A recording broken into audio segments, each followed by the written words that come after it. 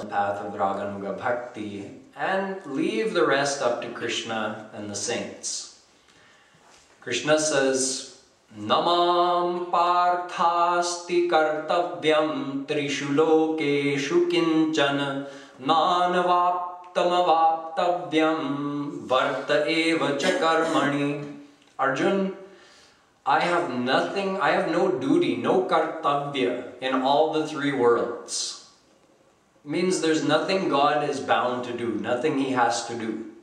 Nanavaptamavaptavyam, there's nothing worth attaining which is not already in my possession.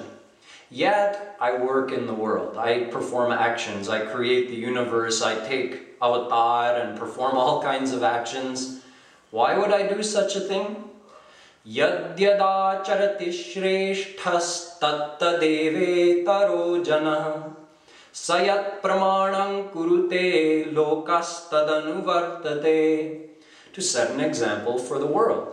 So people tend to follow the actions of great personalities. So I perform all kinds of actions to establish the dharma in the world that people can follow. So as Ram, he came and set a perfect example of how to follow all the rules of family life. The rules of being a king, all the dharmas he observed. As Krishna, when he was in Dwarika, in 16,108 forms, because he had one form with each queen. Each queen had her own palace, and Krishna lived individually with a different form with each of those queens. And he established the dharma of a husband, the dharma of a ruler, of a father. He lived exactly according to how the Vedas say one should live. And he told Arjun also, he made an example out of Arjun. In the Gita, he said, you also, I want you to become an example for people. That's why he told him, no, you have to do your duty and fight this war. So, great saints like Arjun and dissensions of God or God himself, they can worry about Shastra Rakshanam. If we try to get involved in that, it's like a person who's just learning how to swim. In the beginning, he has to worry about keeping his own head above the water. If he tries to, there's someone else who's, drowning in the water beside him and he tries to help him, they'll both go down. But once he becomes a strong swimmer, then if someone's drowning, he can pull him to the shore. So that's the saint. The saint is the strong swimmer. We're the ones just trying to keep our head above water. How are we going to worry about everything else? We need to fix ourselves first. That's what Naradji is saying. And in the next verse, he says, I mentioned this verse yesterday, Loko pitava deva bhojanadi vyaparastva sharira dharana vadhi. He says, we have to do just that much laukik karma. Lokopi means lokaha api, tavat eva. Tavat means jitna, eva, utna hi karo. However much you need for sharira dharana vadhi, to keep your body alive and to function like a normal healthy person in the world, however much you have to do for that, itna hi karo, tavad eva. Eva means he, only. Leave the rest up to the saints and to God. And he says the saint, once he becomes a saint, he also bhojanadi vyaparastva sharira dharanavadhi. Even the saint has to keep eating and sleeping and looking after his body. So that's for before you're a saint and after you're a saint, as long as you have a physical body.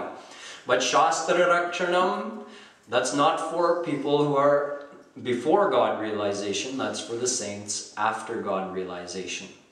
After they get God realized, then a saint may decide, oh, the last 3 saints in this world, they acted like karma sannyasis.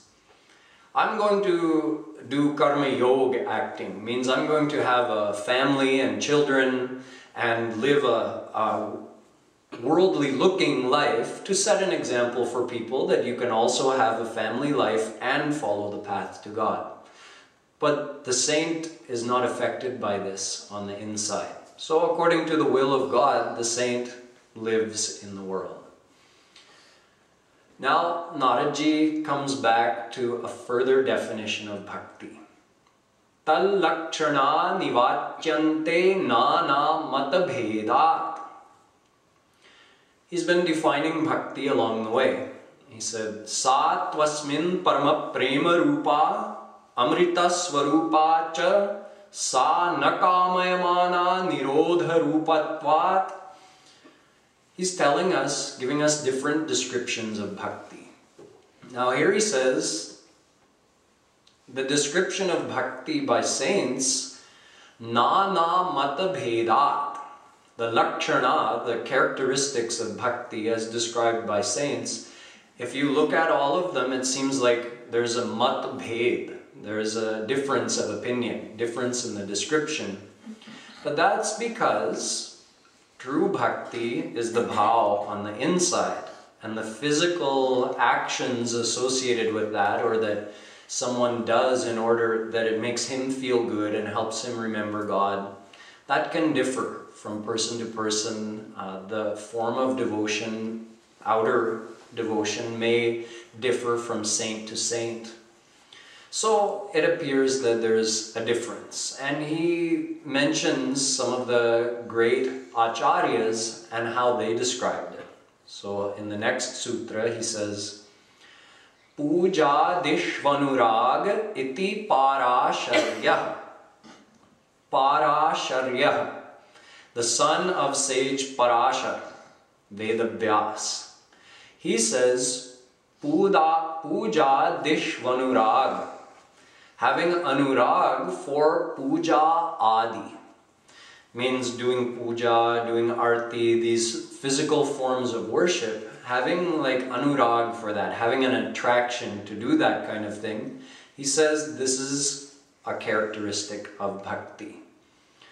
So Gargacharya, Naradji says, he says no, there's a better way to define it. He says Katha dishvanurag iti gargaha.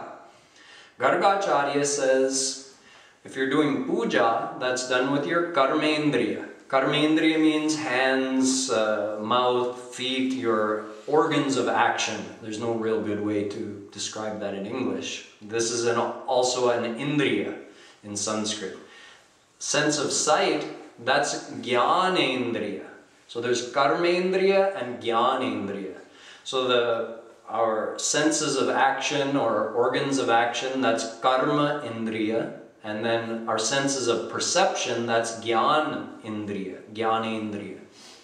So he says, listening to katha, that's done with your jnanendriya, which is more subtle than your karmendriya. So this is a higher thing. So he says, this is my definition of bhakti, Gargacharya says. Naradji is recounting all of this. So this katha, listening, katha shravan, listening to katha, this is of two kinds. There can be katha of tattva gyan or lila katha, two different kinds. Meaning, like, I'm sitting here and describing tattva gyan, the spiritual philosophy to you, and you are listening. So this is tattva gyan katha or tattva gyan shravan. If I were describing a lila of Radha and Krishna, that would be lila katha, lila shravan. Both are called katha or shravan. Now, listening to the tattva gyan and listening to the lila, there's a slight difference. Not so much, see, for you, it's good. You need to get the philosophical understanding, but you also want to know about Radha and Krishna and have different ways of remembering them and meditating on them, and that's what the leelas are for.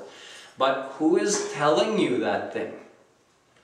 Now, you can have someone who's a purely worldly person, not a saint. You can have someone who's a worldly person, he's not a saint, but he's dedicated to a true saint. You can have a true saint. So the lila katha, depending who you're listening from, it has a different value, you can say.